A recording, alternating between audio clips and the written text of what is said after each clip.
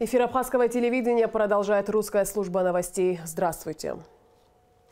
Ситуация с лесными пожарами была обсуждена на совещании, которое провел президент Абхазии Рауль Хаджимба.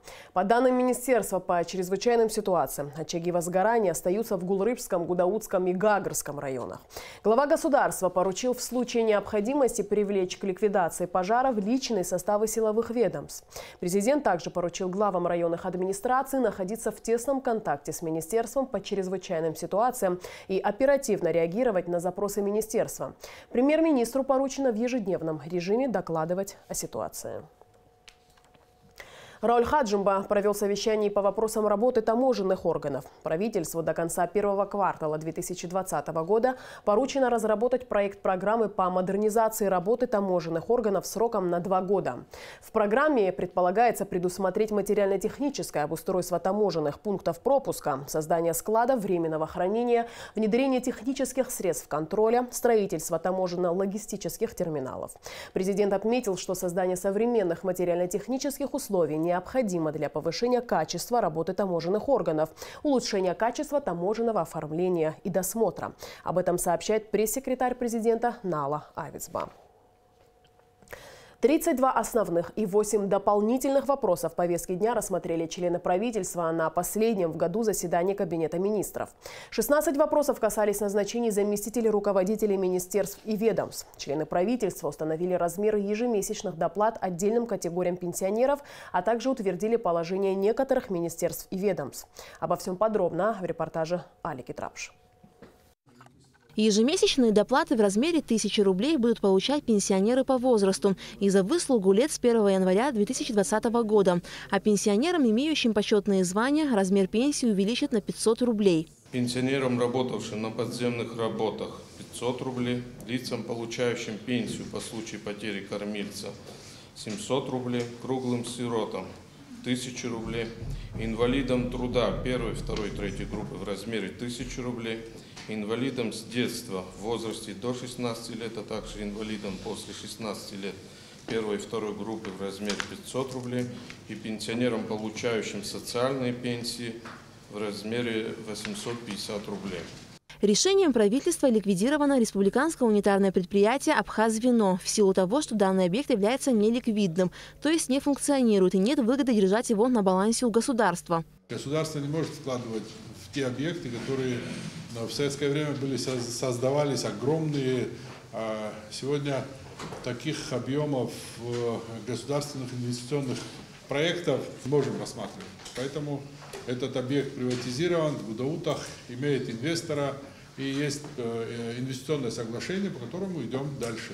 При выполнении инвестиционного соглашения на этом предприятии будет второй винзавод, очень такой достойный, правильный. Я сужу по объему вложений в этот завод. Члены правительства отозвали неиспользованные средства из резервного фонда Кабинета министров в размере 250 тысяч рублей, которые ранее были выделены общественной благотворительной организации.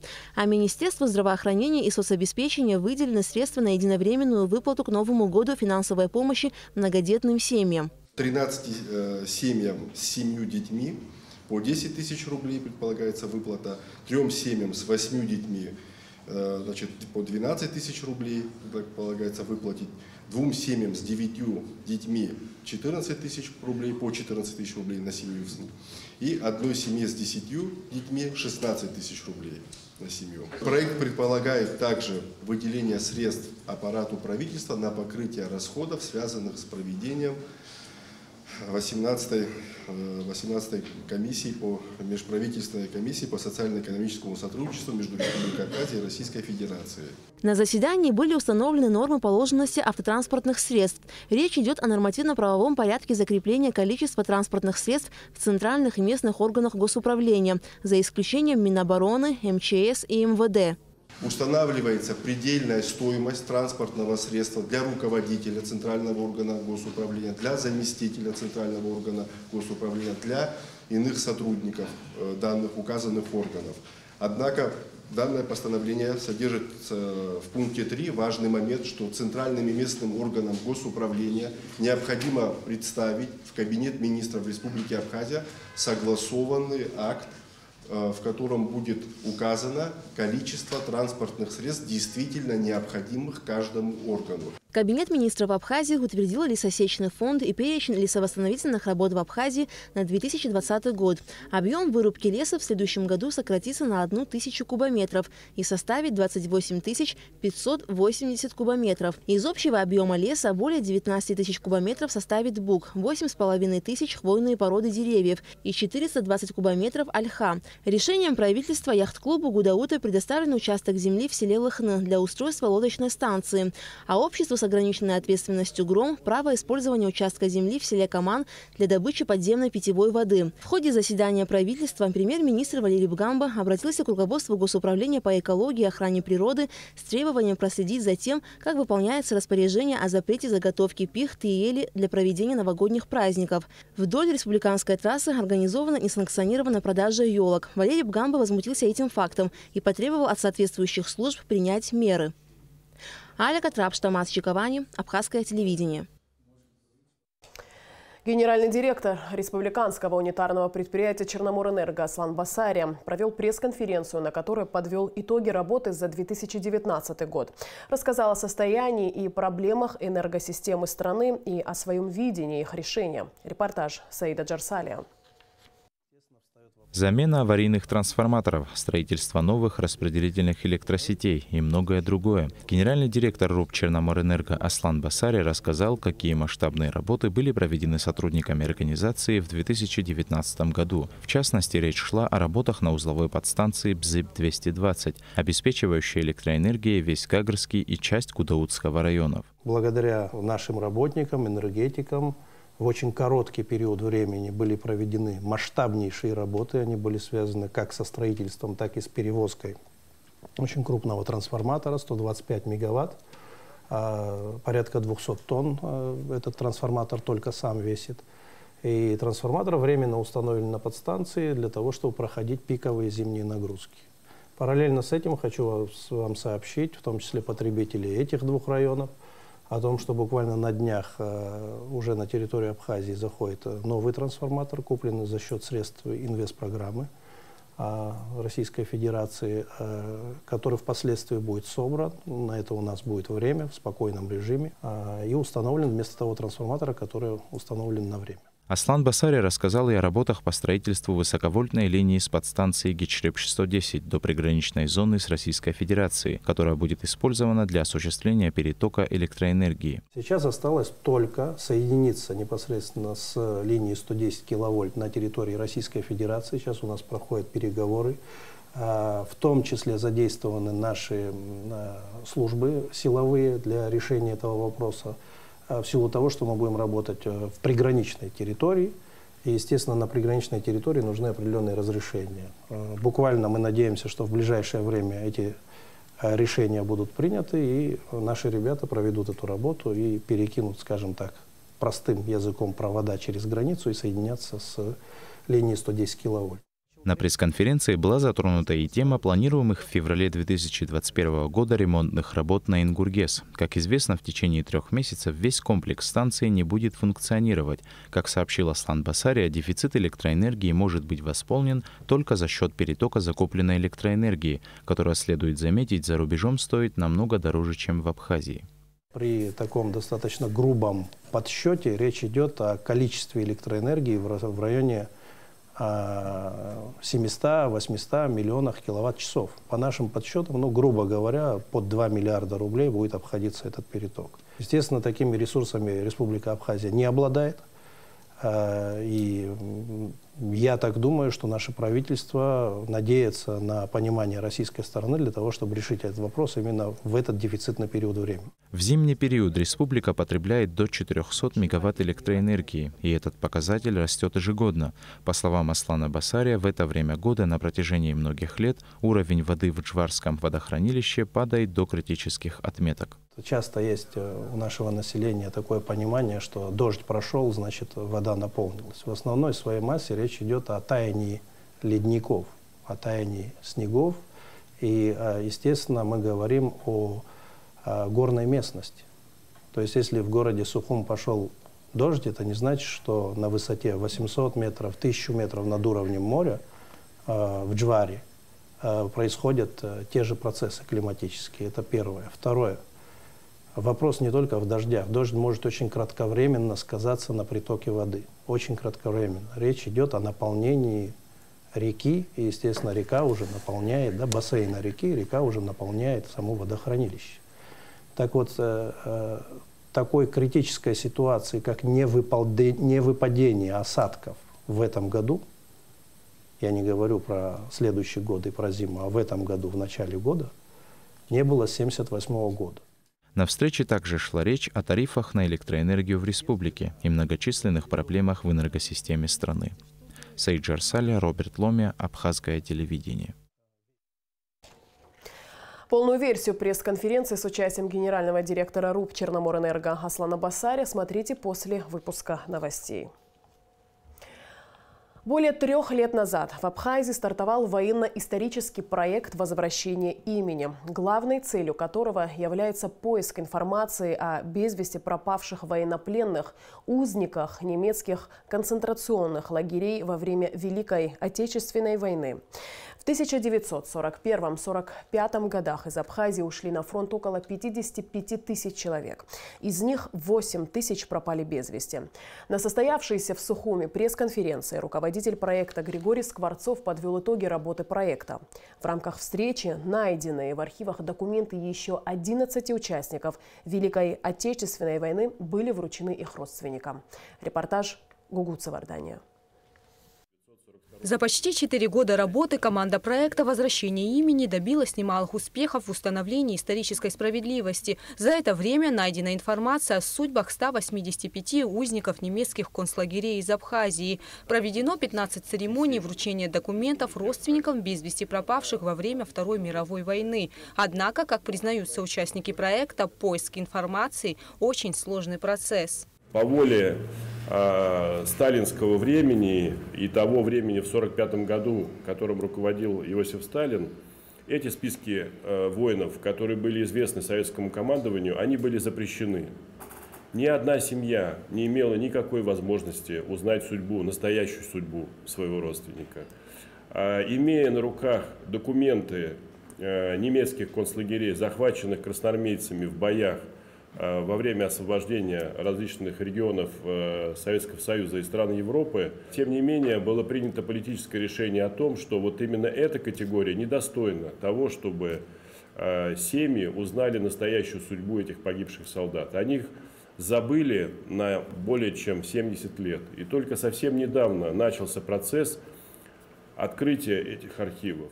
Чтобы узнать о судьбе без вести пропавших, участниками проекта поднимаются уникальные материалы в архивах всего мира. В частности, поиски данных военнопленных ведутся в архивах немецких концлагерей. С первого дня реализации проекта большую поддержку в работе оказывают курсанты Сухумского общевойскового военного училища. Мы этим проектом занимаемся уже 3 года и будем заниматься, я с уверенностью могу сказать, при поддержке министра обороны, руководящего состава Министерства обороны и курсантов военного училища. Для нас, как и для вас, это очень трогательно, потому что видеть ваши лица, бывают и слезы, очень сложно.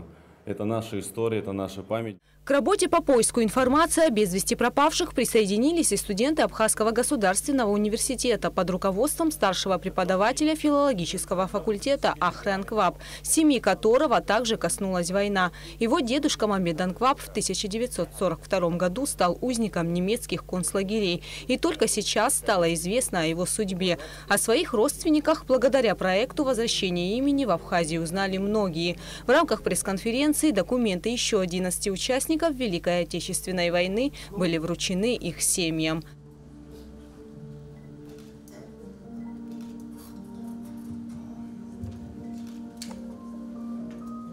Гугу Цавардания, Ильдар Намиров, Абхазское телевидение. Сабина Гварчилия стала победительницей конкурса «Лучший художник» 2019 года. Жюри присудило первую премию ее работе «Дучка читает». В Центральном выставочном зале Союза художников Абхазии открылась ежегодная выставка номинантов конкурса «Лучший художник года», на которой были представлены работы в жанрах живописи, графики, декоративно-прикладного искусства, скульптуры. Второй премии удостоена картина художницы Мактины Цвижба «Сон». Третья премия присуждена от Гурупилия за пейзаж Рица. В селе Каманы открылась фотовыставка, на которой представлены более 40 уникальных снимков древних святынь Абхазии. Событие собрало в храме святителя Иоанна Златоуста ученых, историков и прихожан. Выставка будет открыта 10 дней. Подробности в следующем репортаже. Храмы в селах Калдахуара, Тхара и Чгярда, к сожалению, эти древние святыни сохранились только на снимках.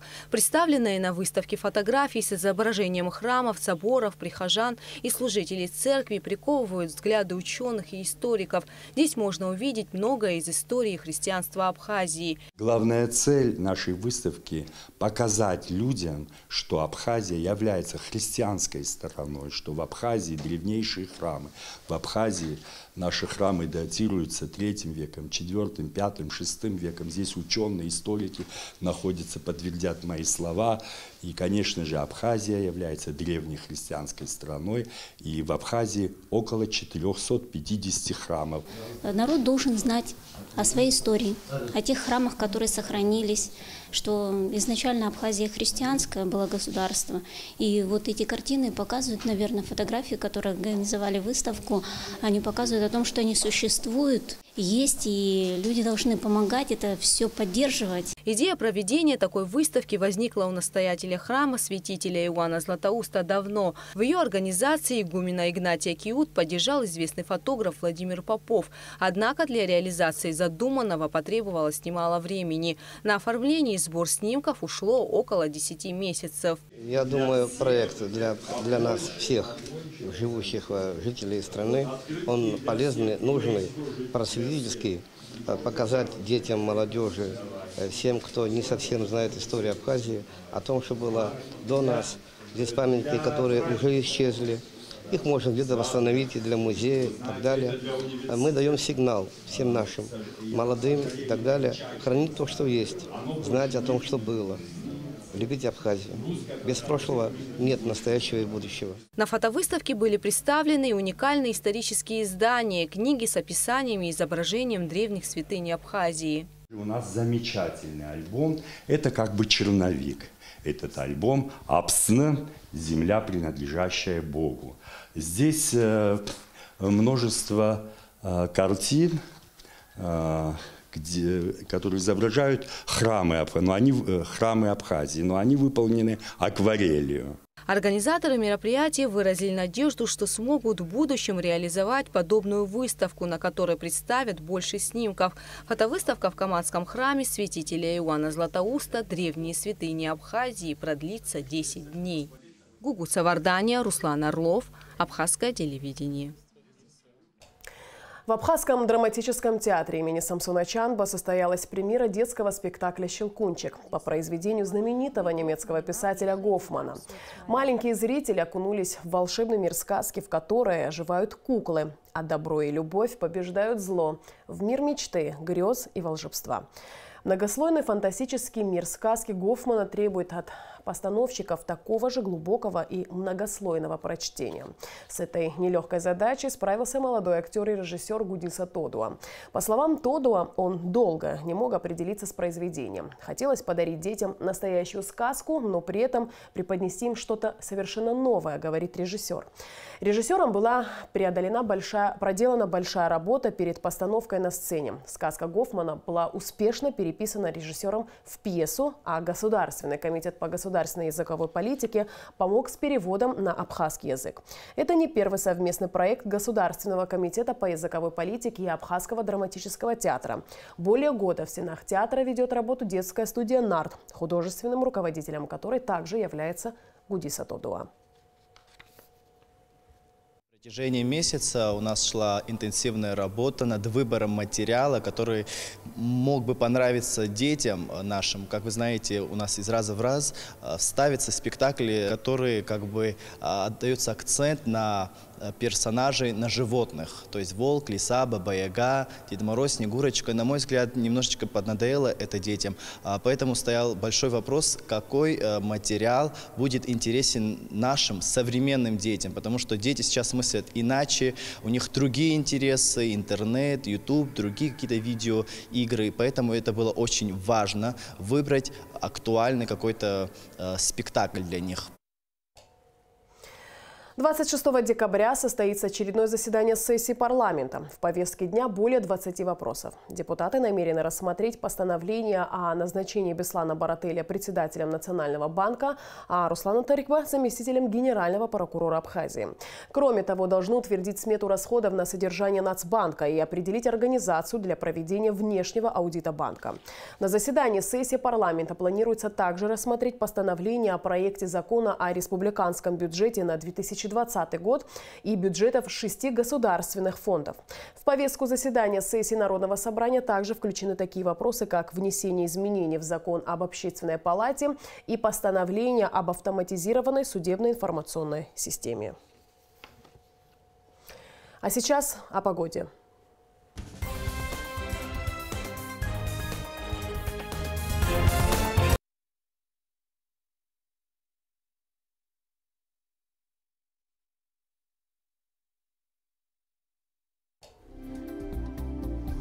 По сообщению Гидрометцентра, в Абхазии ожидается переменная облачность. Ночью местами возможен слабый дождь, туман. Днем преимущественно без осадков.